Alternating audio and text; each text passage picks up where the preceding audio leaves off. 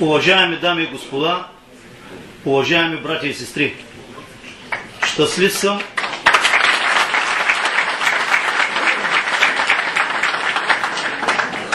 да ви приветствам както от мое име, така и от група гайтани, които сме от Република България, от района на Пиринска Македония, град Неврокоп.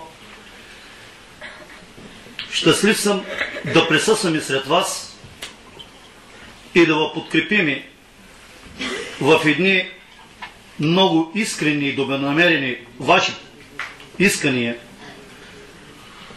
защото никой няма право да отнема права на друг. Права може да отнема само Всевишния.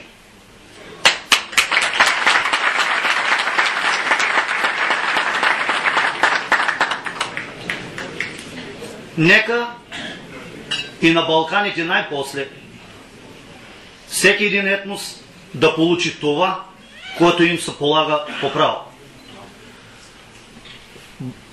Още един път благодаря на организаторите за поканата, за гостоприемството, което ни беше оказано тук за това време, и искам да ви пожелая за много години преди всичко да сте живи и здрави, успехи във всяко едно начинание и на вас, и на вашите близки, и нека 2011 да бъде благодатна за всички. Благодаря ви още един път.